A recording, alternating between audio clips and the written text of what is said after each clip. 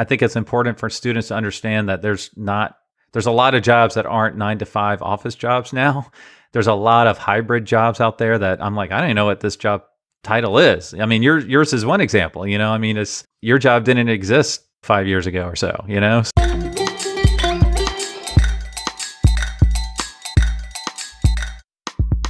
Podcast Junkies episode 203. Welcome back. I'm your host, Harry Duran. Welcome.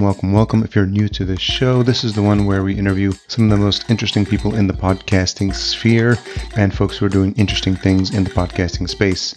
Last week, we had a great conversation with John Livesey. He's the host of The Successful Pitch and one of my earliest clients and a really good friend.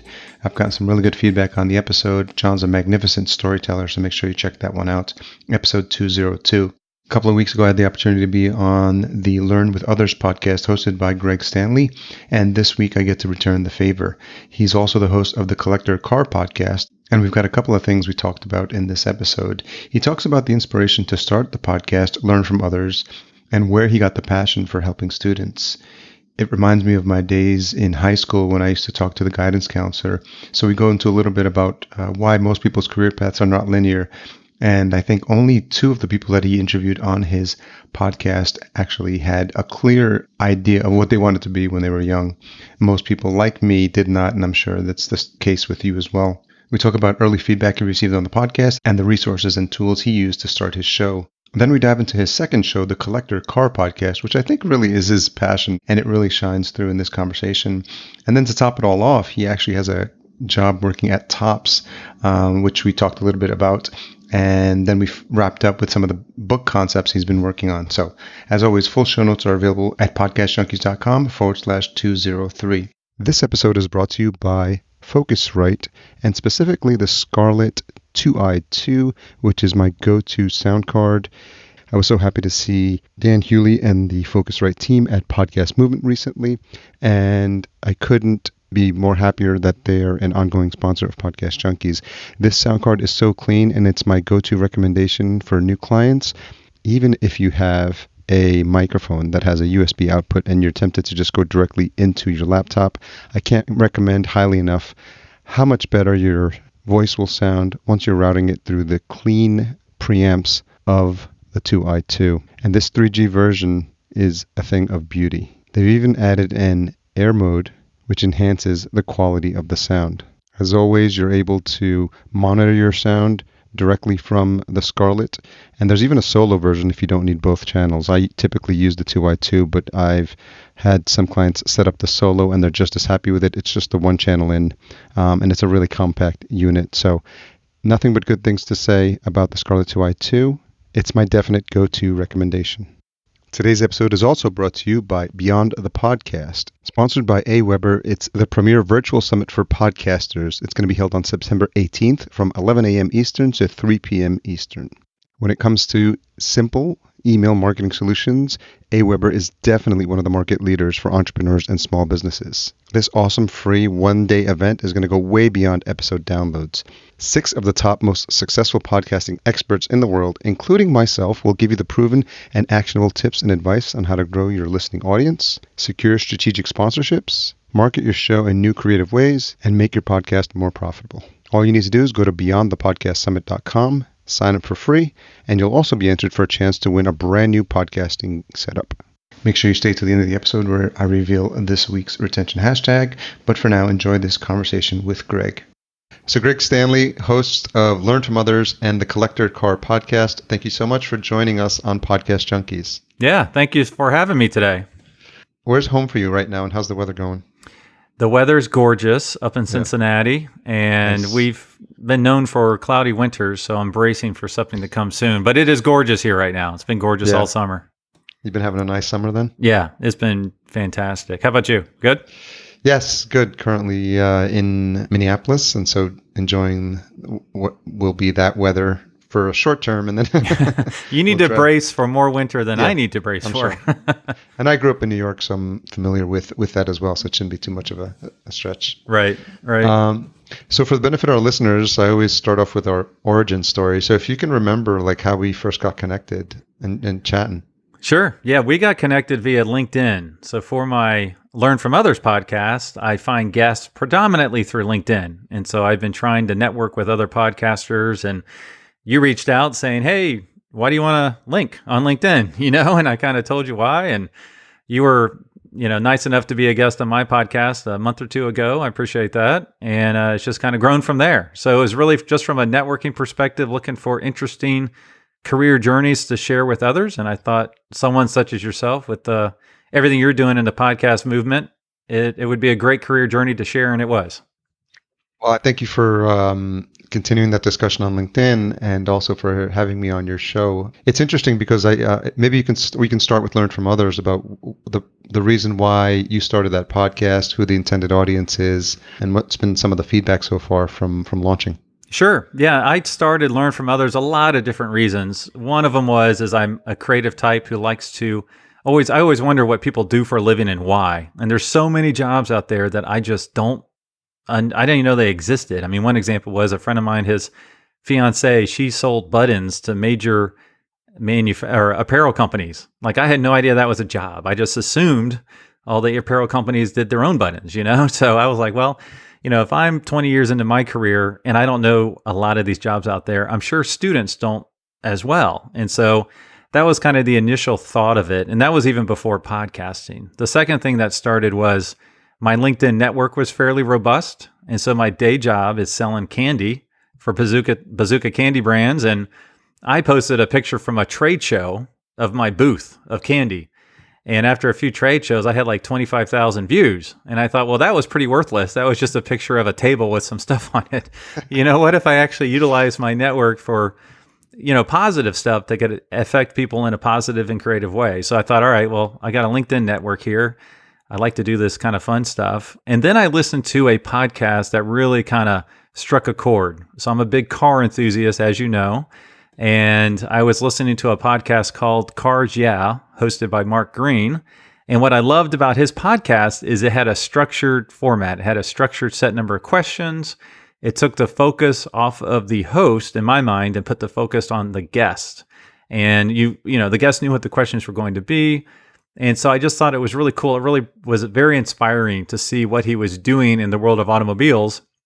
And I thought, well, you know what? I could do that for kids in the world of careers. And so I started up Learn from Others. I try to keep it very simple. I just asked 4 questions. What do you want to be when you grew up? What do you do today? How'd you get there? And what advice would you give someone who wants to do what you do? And it's been a fascinating journey for myself as well, because I've learned after, I think we're on number 86 or 87 career journeys, only 2 of them did it actually go straight and narrow. It just, they wanted to be X and they became X. That only happened twice out of 86 or so. And I've learned a lot of stuff from other people telling the stories of how they got to where they are today, what they would do differently, what obstacles did they overcome. And it's been a wonderful thing for me, learning from them as well. Speaking of my target audience, it's students, but honestly, it's really like 9th to 1st or 2nd year of college. So 9th grade is when the educational institutions really start trying to focus in on, well, what do you want to be when you grow up? What interests you? Mm-hmm. And that's like junior achievements. They start in 9th grade.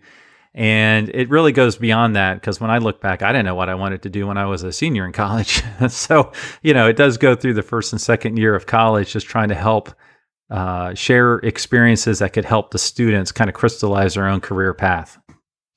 So where does that passion for you for helping students out, like, where did that come from? Just kind of peeling that onion back a little bit. Like, of all the shows you could start, why is this a passion for you, and why did you feel that there was a need for this? I think I'm a closet teacher. I think, that's a career path unexplored. I've had numerous folks tell me I would have been a great teacher. My dad was a teacher. He was an educational institution his entire career. I think it's just somewhat ingrained to kind of help kids out in some form. And it just seems like there's such an opportunity out there to share stuff that isn't being shared in a large format at this time, and what better way to share than through a podcast that kids can listen to anywhere, anytime, any place. And I just think that's something that I was kind of always meant to do in some form. It's almost like the podcast you would want back in, I remember my high school days, when, like, that's the purpose of the guidance counselor, right? Right. Yeah, exactly. And so now this is the new digital version of the guidance counselor, because it's like people, kids that at that point in their lives, they don't really know like what they want. They think they know what they want. And I thought I was going to be an architect.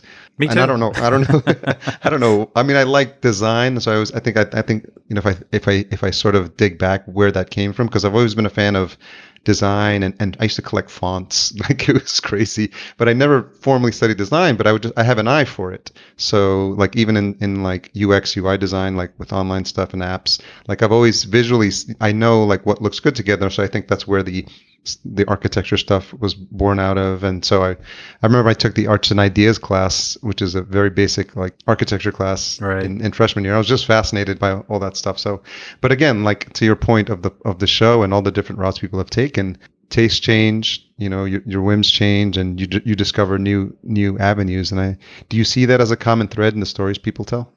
Yeah, absolutely. I've actually started doing some speaking based on this. And one of the things that came out was, first off, the plan rarely goes as planned. Is kind of what happens is people end up taking detours, going different directions because of their interests change. One example is myself. I went to college on a music scholarship. That lasted about a year. And then I was computer science. That lasted about a semester. And then I was architecture. I actually did architecture for a year and a half. And it is something that comes through, is that things change. Also, you're shaped by your environment. I've had a couple guests. One of my guests, she grew up with 3 engineers, her mom, her dad, and her brother, I think. So she naturally became an engineer, and she realized when she was an engineer, I don't like this. So she changed her entire career path after getting her college degree. And it's because she was never, she wasn't really exposed to anything other than an engineering career path. And so it's something that people really need to explore and look around and experience, a lot of different things out there that you just don't know exist unless you really look for it. And what was the initial early feedback from students, who I imagine make up most of the listeners for the show, or anyone else? Like as word started to spread and as you were doing a better job of promoting, what was the initial feedback?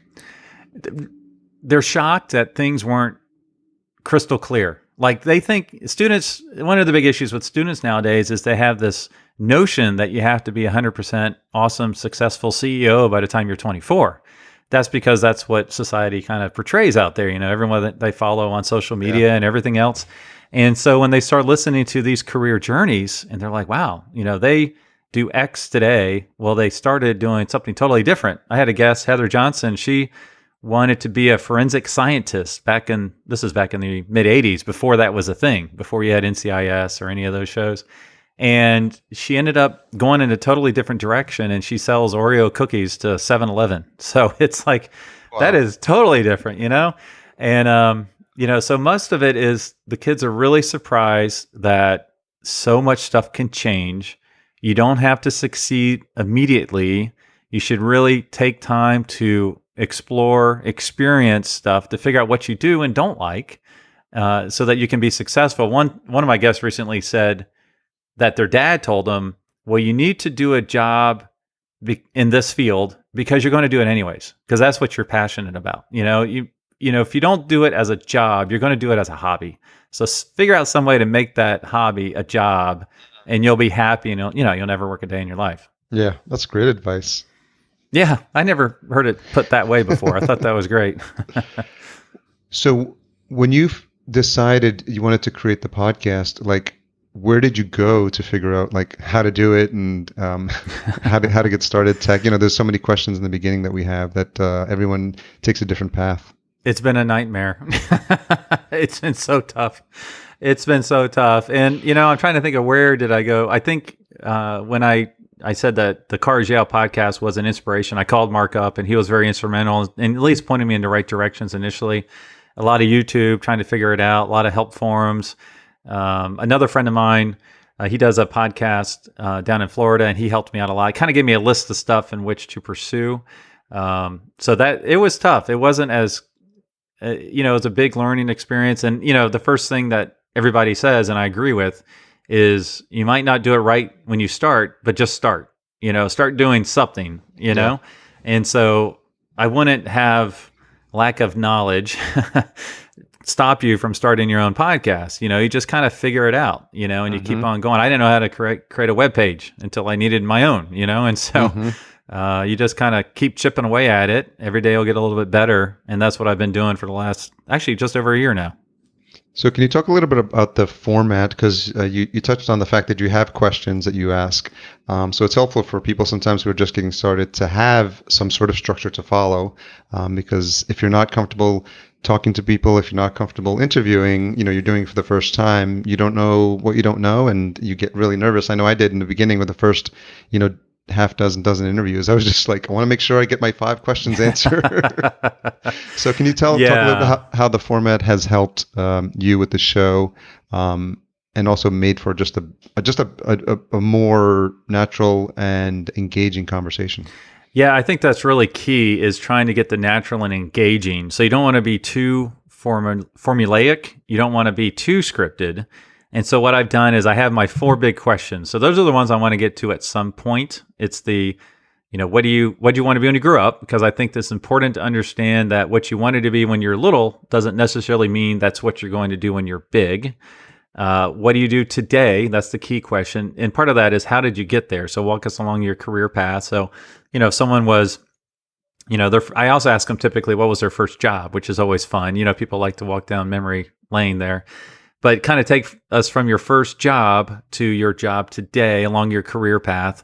And within that's a lot of sub-questions I have prompted in case needed, such as, what was one of your favorite subjects or hobbies while in school?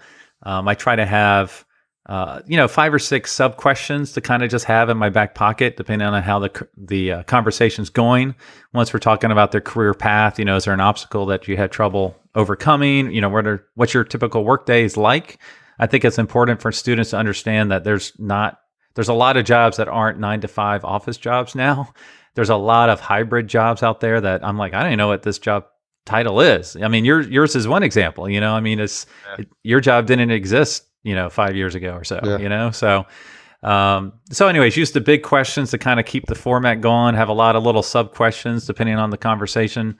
I think it's important to be yourself. So I'm kind of goofy and I like to make funny jokes every once in a while. So sometimes I do those, and a lot of times people seem to like them, but sometimes I edit them out on the cutting room floor. I want to be sure the focus is on the guest and not me. So what I do mostly when I edit is I cut out myself. So I try to cut out me as much as possible. Yeah. 90% of it I hope is the guest. And I try to help out as well by cleaning up, some of the glitches that may have occurred. And then as I progress on, I just try to keep it moving.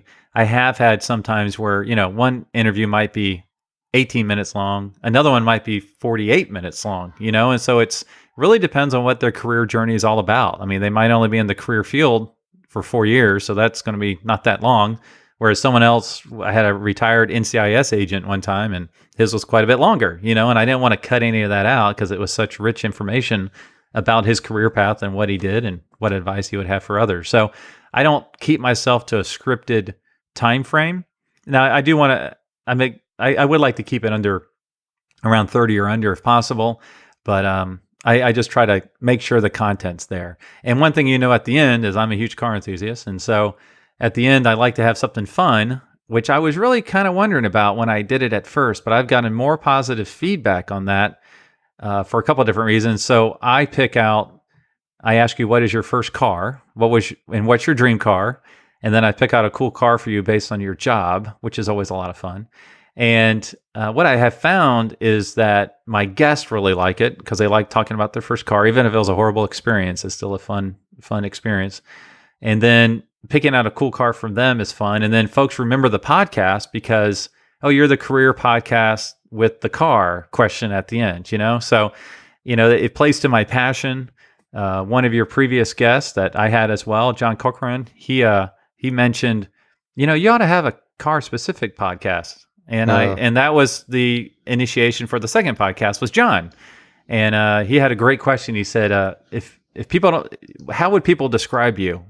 Are you the whatever? Are you the photographer? Are you the crafter? Are you the what? I'm the car guy. Well, then you ought to have a car podcast, So that was very wise.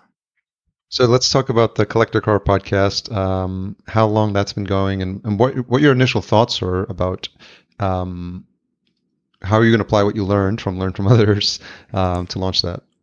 Yeah, it was kind of organic. I kind of was like, well, if I'm going to do a car podcast, what should it be about? And I just recently rebranded it to the Collector Car Podcast. I was trying to be laser focused. Everybody knows it's a podcast about collector cars. And, originally I was talking about my passion with cars. And a lot of that has to do with what are the market trends out there in the auctions for classic cars, collectible cars, exotic cars. And then I started layering in guests. So if I had a guest on Learn from Others that was in the automotive industry, I could add on 10 questions at the end that I could then have as part of my podcast for the Collector Car Podcast. And since then, I've actually started to interview people who have collections of cars and what's their passion, why that brand of car, what's the car that got away. And I have fun too. I actually added a fun game I call Keep, Cash, or Crush. And so I pick out 3 really cool cars for them that they're passionate about, and they must keep one, they must cash one in, and they must crush one. And I'm finding that's awesome. I don't edit that one because the moments of silence and the stuttering over words makes it priceless, because you can tell that they're really struggling to figure out what to do with these cool cars that they're so passionate about. So I added that, and that's actually worked out well, because then I can spin that off as like a bonus podcast that's much shorter, just that aspect of the podcast. I kind of break that off every once in a while into a little bonus podcast. So it works out well. How many episodes are you up to with that one? I've posted 31. Okay. So, yeah. And so do you get to see their collections? Do they send you photos? Like, because I'm really interested now, because it could be the person who's just got a couple of Porsches to the guy who's got the whole garage of, like, Jerry Seinfeld, right, 30, 40, 50 cars. Yeah, I haven't seen him yet, but I've been invited. And speaking of Jerry Seinfeld, the guest I recorded today, he actually sold a car to Jerry Seinfeld, which was really cool. It was a Porsche. It was really cool. And he had a little story about meeting Jerry, going to the bank with him, and, that kind of stuff. So that will happen, because I know I've had the invites. I just haven't had a chance to make it out there yet. So, And what's been the biggest collection from someone that's been on the show? Well, the collector part just started. So I think the one I recorded today, he has 20 Porsches. There's a few. Yeah, that's pretty nice. There's a few other folks. Actually, it's been about 10 to 20. I know some local folks here in Cincinnati that have much larger collections that have given the verbal, but I haven't had a chance to set it up yet. And, that's really cool, because if they want to be anonymous, they can, just, hey, you don't have to use your name. We could talk about your collection in generalities, and have some fun with it that way, where someone who might be private might be willing to share their passion, because it's just from an anonymous perspective, but they can still share what really drives their collector passion. So speaking of passions, obviously noticed that it looks like the Mustang logo behind you. So what's the story behind your passion for cars? Like, how far back does it go? Like, where's your memory take you? It's funny you ask that. Logo you see behind me, my wife made for me for my 66 Mustang convertible that I sold last year, but it was a wonderful experience while I had it. Mine goes back to when my mom used to draw me cars when I was like 5. Wow. So I was amazed that she could draw these cars. And I think that's why I like to draw. I like to do artwork and stuff. And so I had 2 passions. Came from my mom drawing cars for me when I was really like 4 or 5 years old. I think that was the first thing. And then the second thing was my dad's friend, when I was like 15, brought a 66 Mustang convertible to the house for the night. And I just fell in love with it. I have pictures of it, and I offered to wash the car just so I could touch it. And ironically, I never touched it or washed it or got a ride in it. So I don't know what happened there. And, shortly after that, I took a test drive. I decided I'm going to drive a Mustang. I've never driven one. I'm going to drive one. I'm 16 years old. So I go to a local car lot. They have a 65 Mustang there. It's like beige, and it doesn't look great. And my buddy and I, we go test drive it. And as we're pulling back in, we're turning across the highway. Smoke comes out of underneath the hood. And so we get out there, we're like panicking, running and run inside, and the guy puts it out. And as he's putting it out, this red convertible passes by with 4 people in the car honking and laughing at us. And so we push the car in, and it doesn't burn down, thankfully. Well, that night I go to a friend's birthday party, and that red convertible's there, and end up spending the whole night sitting in the back seat, cruising Jacksonville, Florida, in this red convertible. So I think that's when it was cemented. Hmm. Was that those two experiences on that one day? That's interesting. So was your mom just a casual artist, or did she study art, or was that her background? It was as stick figure as it could be. Okay. It was a car stick figure. Okay. That's Yeah, funny. yeah. And when you think about the impression that like cars had on you, did you think that this was something that you were going to pursue, or like, because there's something to be said when you have a passion and how impressionable kids are. I remember like one of the reasons I DJ'd is because I think probably around that age I saw one of my friends DJing, and it was like, oh, this must be something around that age where you're Yeah. very impressionable and just like, oh, this is cool, and this is something that like really pulls you in. So it seems like that's what happened with that combination of stuff. And I'm wondering, like, once that was cemented in there, like what you kept doing to sort of fan that passion of yours. Well, one thing I did, not on purpose, is I had a string of horrible cars. So if you're a car person, you don't want to have horrible cars, but it was Yeah. out of necessity. I will say the first car I ever bought with my own money was a 1968 Mustang Coupe, and it was $1,000. And my cousin helped me find it, and it turns out it didn't have an engine. I didn't know that when I bought it. So he helped me put an engine in it for like $250, and it was a wonderful first car. And the reason I sold it, you would think, well, you've already realized your dream as your first car you actually buy. The reason I sold it is I was driving a lot for work. I was a cracker stacker for Nabisco, so I'd go visit grocery stores in Jacksonville, Florida. So I remember one day I had 101 fever. It was 103 degrees outside. I was driving all day, and I had an exhaust leak, and I had no Oh, AC. wow. And it just wasn't practical, So I did it for about a year. I sold the car, and then I had a string of just horrendously horrible cars that were point A to point B, transportation, and that made you really think, oh, I need to get that Mustang back or that Corvette back. And it took me 20 years, but I finally got my dream Mustang back and restored it and just loved it for 5 years. And then I realized, you know what, I want to experience other stuff, Hmm. other cars. And so Hmm. I sold that one to get another car. So it's just been a wonderful, wonderful journey with cars. There was a 20-year gap, but it is what it is.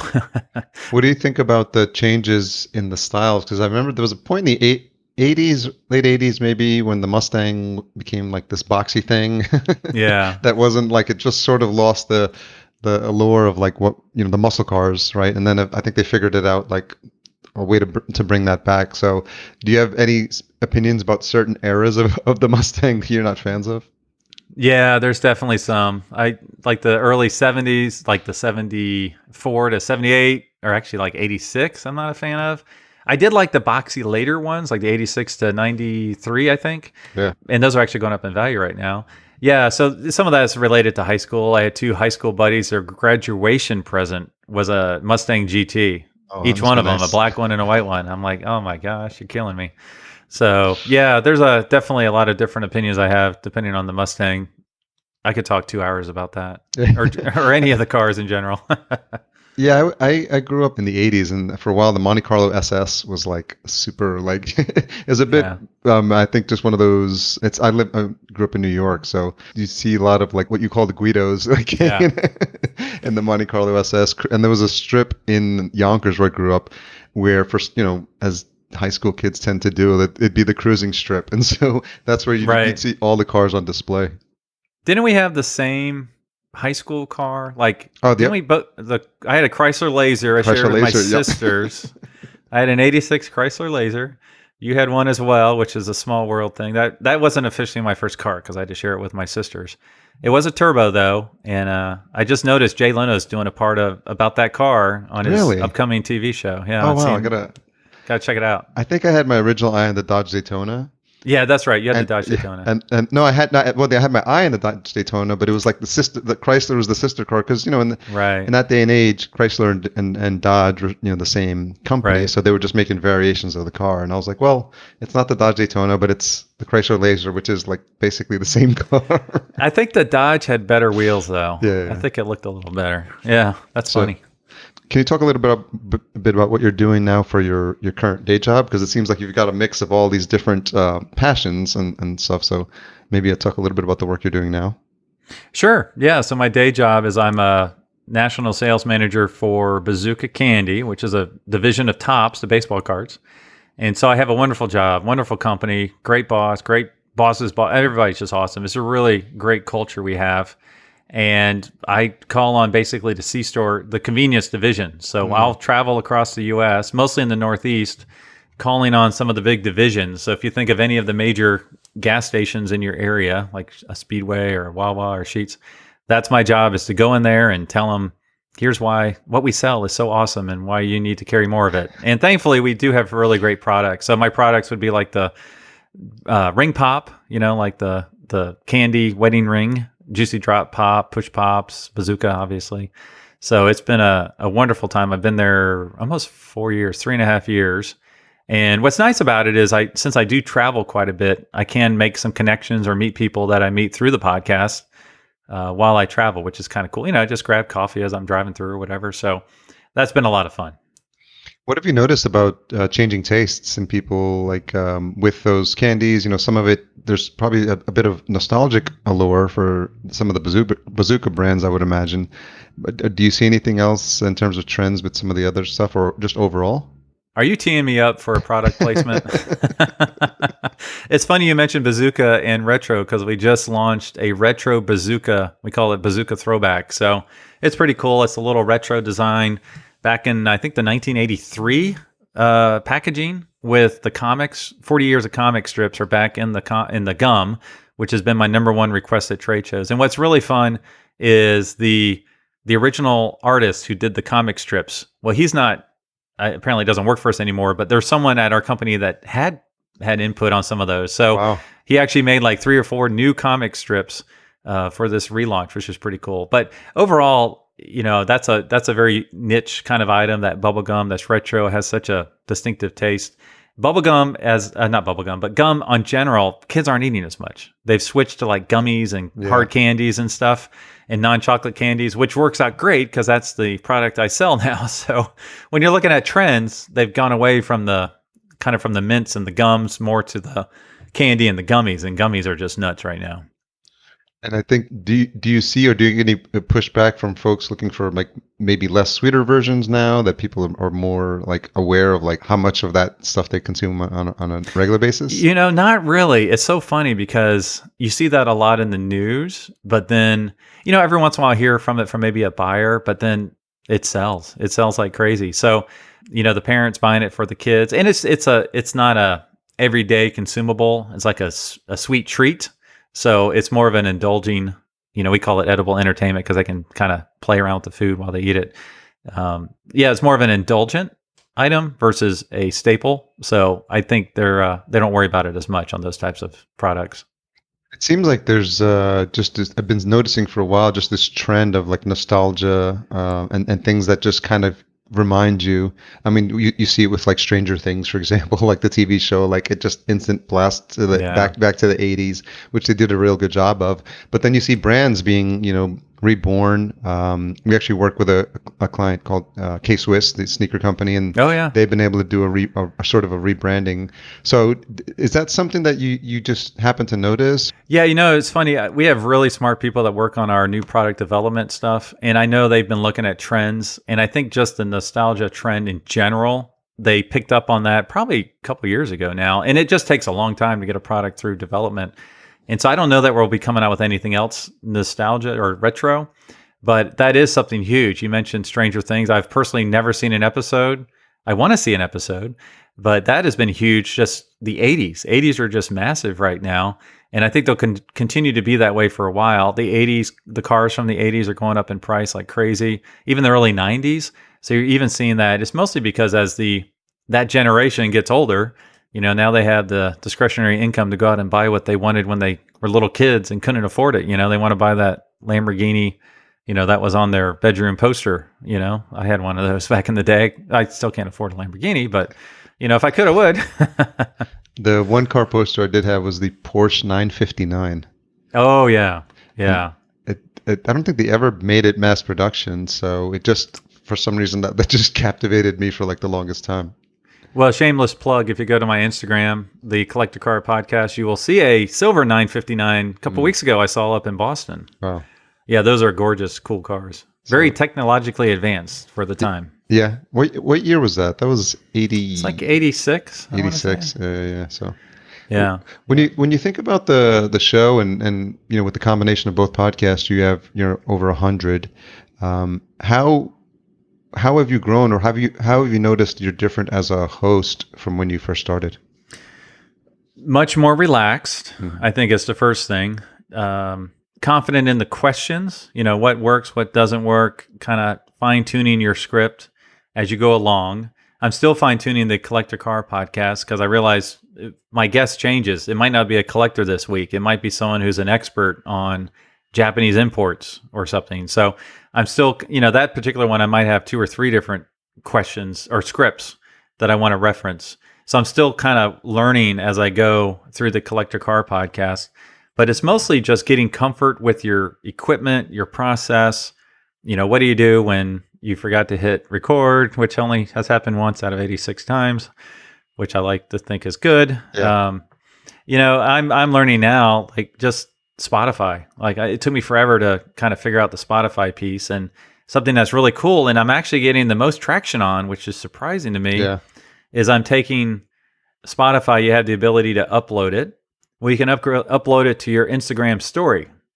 And I didn't realize that. And that's got quadruple the views that any other social media I've done. The actual story when you share it. For 24-hour window. Yep. Now, it hasn't translated into downloads yet, but the visibility is there. Yeah. It surprised me. It was quadruple. Any other success I had by doing hashtags and a podcast picture post, that would be there forever. That 24-hour window, I was really surprised. And there was, there's obviously a link at the top for them to play it. So what I'm trying to do now is take a look at Instagram as my primary communication tool. And which is I don't have that many followers on it because Instagram is just kind of a headache. But, what would happen if I put the resource and time against that avenue, and does it translate into increased downloads? So we'll see. Yeah, it's interesting. And for the benefit of the listener, they may not be aware of it. So number one, if you're not on Spotify, I've talked about it many times, and I had it validated when I called my 75-year-old father, and he told me he was into grounding, which is basically when you get your bare feet on the grass and to sort of balance. So that was surprise number one. Then surprise number two, he's like, he heard about it on a podcast, and I'm like, wait, you're listening to podcasts? Right. I've been, he's known that I've been trying to explain what I do for the past 5 years. Haven't had any luck. And then I said, where do you listen? He said, Spotify. And I was like, wow. Oh, because he was already listening to music. And so it just made sense. And, all the metrics that I look at, because they had such a head start in people's share of ear, as you call, as I like to call it. Right. It's easy to just take that audience now and say, by the way, you like listening, obviously, you want something else to listen to. And that's why you see Spotify at about 10%, depending on which of the metrics you look to. But roughly, it's very quickly become the number 2 destination for people. They've leapfrogged beyond what people thought that was going to be Google Podcasts, but they still haven't gotten their act together with and because Android is so fractured and they can't control the device experience like Apple does. The minute Apple put Apple Podcasts on as a default app loaded on the iPhone, that's really when you noticed that it took off. So are you seeing, or have you made sure you're submitting to other platforms as well? Because now that in addition to Spotify, there's Pandora, Radio.com, iHeart, TuneIn. Those are they're really doing the same thing, really just kind of using that leveraged audience to introduce them to podcasts. Yes, I have actually. I've got a whole list of painful links I have to keep track of for sure. And I think I just got in on the beta test at Pandora. I think it's still, anyways, I did go through Libsyn. They put a request out if you want to be on Pandora, shoot them a note. So I did send them a note to see how that works. So actually that was recent. That was 2 weeks ago. Yeah. I just ran into a friend of mine who works there, Lindsay Bowen, and he was talking about the process they go through. It's still, you would think with someone like Pandora, they're like, oh, they must have hundreds of people working on podcasts. Right. But he said, no, it's really small, like him and a couple of folks. So it was really eye-opening. But, if you're you just have to be everywhere where podcasts are found nowadays. I think people used to think like, oh, just send people to Apple Podcasts, but there's a recent Medium post that I linked to in my LinkedIn recently that was written by Tom Webster, and he says the people are calling things podcasts that don't have an RSS feed. They were interviewing someone, and they said, "What's your favorite podcast?" And she was done talking for like 10, 15 minutes. What she was referring to was a YouTube series, but in her mind, that's a podcast, right? So, right. But who are we to dictate? We're not going to tell people. I feel like that horse has left the stable, and we can't control what we think a podcast should be. If it, we can geek out and say, yes, you must have an RSS feed, but to the listener, that's why he said, people should start talking about their show, and my show can be found on. So, yeah, I think everybody struggled with that. I did experiment with some of the like Podlink or some of the other ones that in theory you have one link for all your stuff. Yeah. And I just looked at that the other day and it was broken for some reason. So I was using a link that wasn't actually working like it was supposed to. So, that's part of the learning is, you got to constantly revisit your destinations and making sure everything's still active and why is this isn't working? Why is, which one am I missing? Yeah. Go back and forth constantly on that type of stuff. What's important with the redirect links is what I like to do is I have a WordPress site. So there's a plugin called Pretty Links, and Pretty Links allows you to create those short URLs. So when I send people to a universal subscribe link, I send them to podcastjunkies.com/subscribe. And then what that's doing is right now it's redirecting to Podlink, which I hope is still working. If not, I'll have to check that. But I like Podlink because out of all the ones that I've tested, seem to have most of the apps there. There's another one, podgo.app or something. I got to look into another one. So if I do decide to switch to a different universal link, I can change that on the back end, but I'll still keep giving people the podcastjunkies.com/subscribe. Right. Subscribe. That's a good idea. Yeah. So it's important to use Pretty Links so that, /Facebook, /Twitter, if anything ever changes, and it's just easier to give people that address as opposed to thinking about what all your URLs are. Anything else you've done from a promotion for either one of the podcasts once an episode goes live that you found has been working?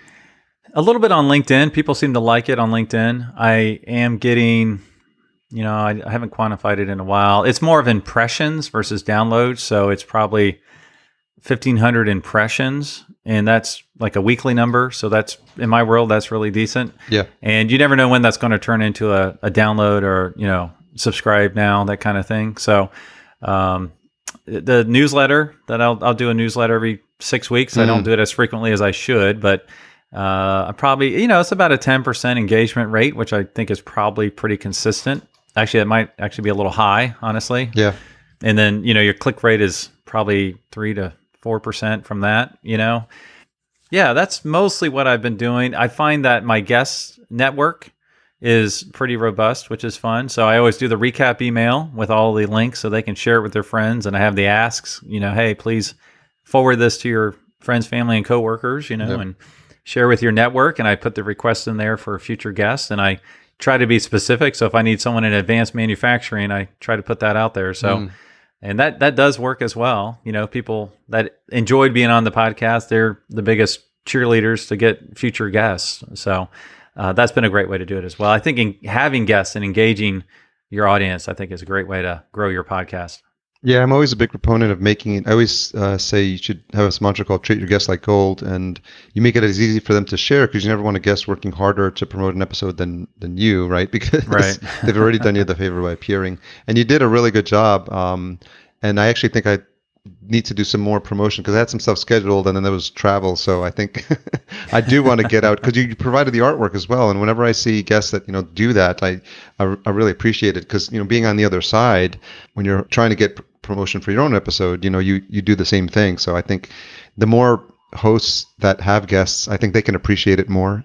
The work that someone else does when you're a guest on their show. So I think sharing that as far and wide as possible is always a good thing, and just leverage them, tagging them. That helps as well. Yeah, and that's where it's kind of cool. So looking at the career podcast, what's cool about that is I can also repost based on industry. So if I had 10 different medical careers. Yep.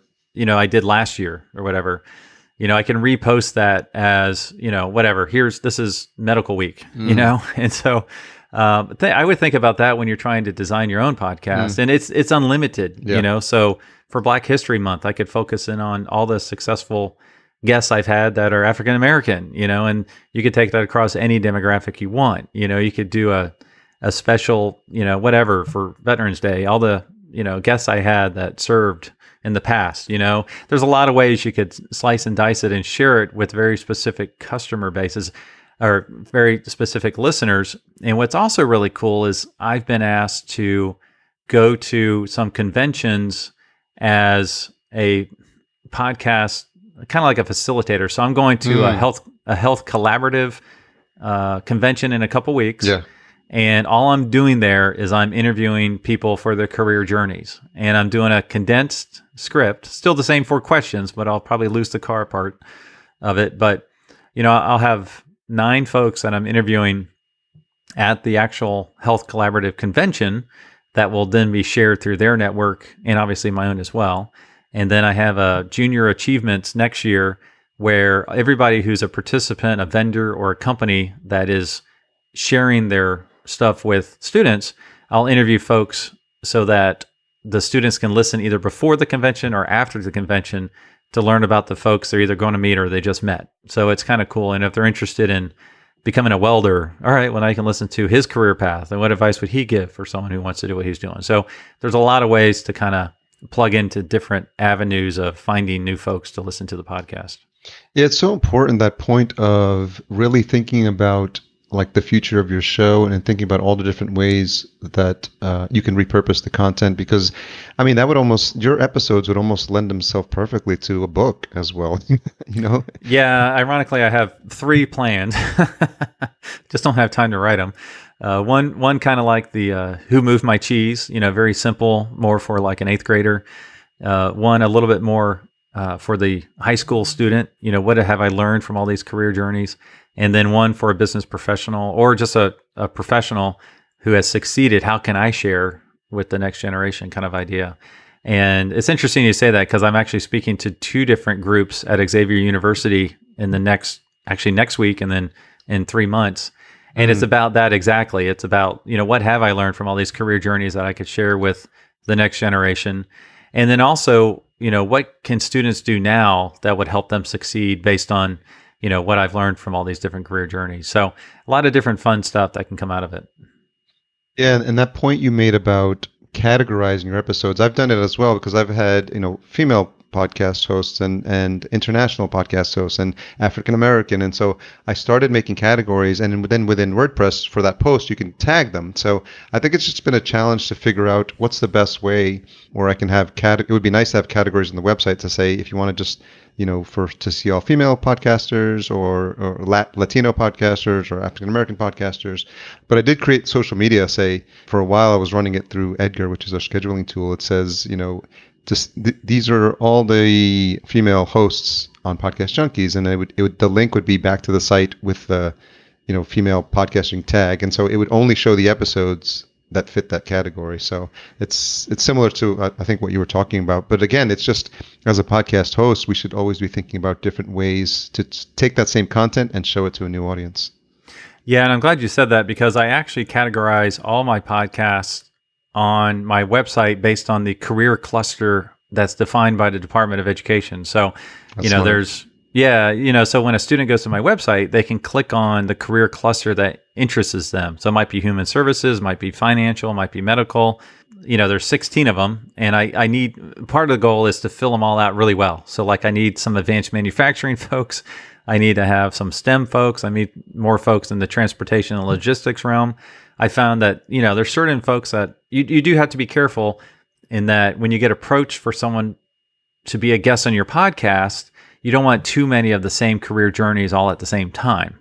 And so I'm trying to make sure I keep it diverse from a career perspective and making sure that I fill out those 16 different career clusters, which is a great way to have a goal for your podcast. It helps you focus your efforts by trying to pursue those different folks. And when we talked, you mentioned something about gaming. So immediately I thought of Danny Pena, who's been on the show a couple of times.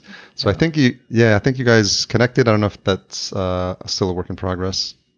Still a work in progress, but I did have Eric Monticello, who is the director of video game production for Marvel on. He was Nice. super cool. He had a really interesting career path, very smart. And he failed at a lot of different things until he figured out what he wanted to do. And so he's just rocking it over at Marvel. I mean, he's had the most recent Spider-Man game that was like the most popular one ever. And then he synced me up with James Cooper, who is a designer at Insomniac Games. And they're the company that actually made the video game for Marvel. And they were just recently purchased, I think, by Sony. So I've got another video game designer coming on soon. I think he does the environments within a video game. So, I've been told that if you want to get students, you need to focus in on what they're interested in, and becoming a video game developer is one of the career paths that they're very interested in. So having more video gamers is very high on my list to get them on there, whether they're a designer, whatever. They could be a professional video game player, anything in that realm. I do want to get more of them on, learn from others. Yeah, it'd be exciting if you can get that synced up with Danny. He's got a great story.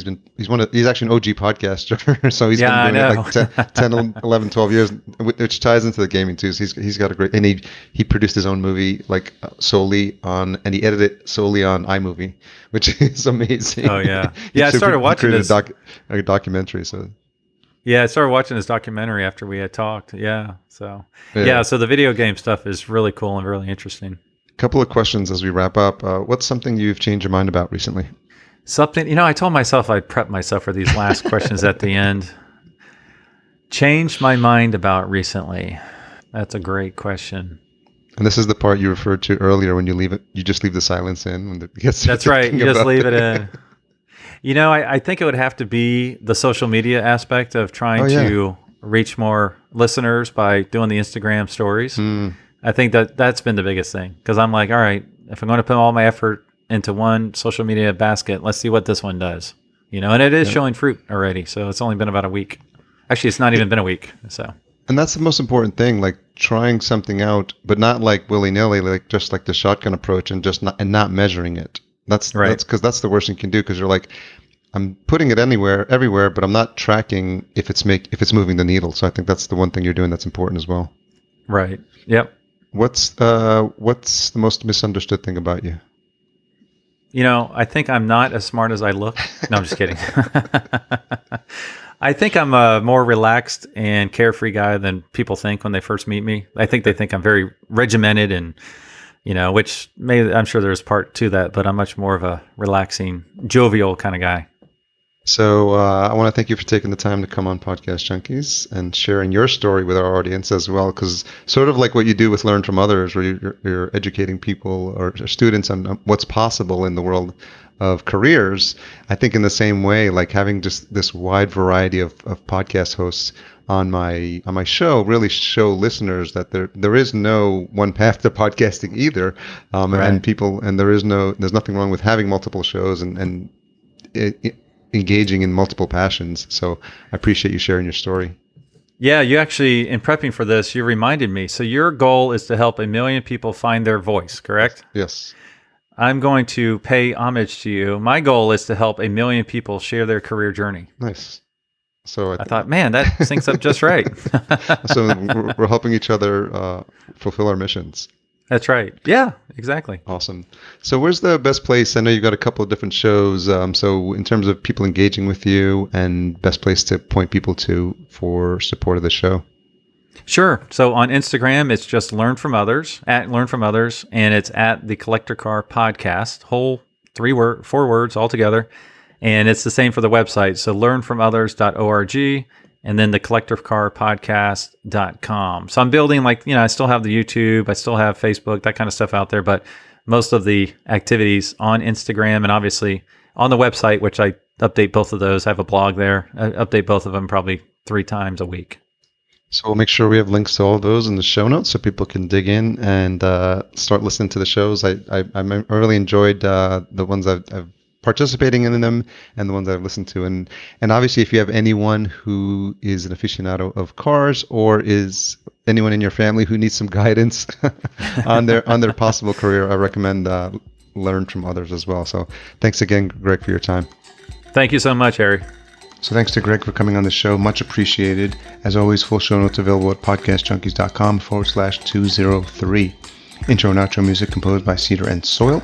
Don't forget to support this week's sponsors, Focusrite and the awesome Scarlett 2i2 3rd generation, which is a fantastic piece of gear I recommend to all new podcasters. And AWeber, sponsor of the Virtual Podcaster Summit, which is coming up on September 18th. Tune in next week for my conversation with Jay Klaus, host of Upside. And if you made it this far, the retention hashtag you're looking for is AutoGreg, one word. And I couldn't find a Twitter handle. This may be a first, so you can just tag podcast_junkies, hashtag AutoGreg. Thanks for all you do to support the show. Talk to you next week.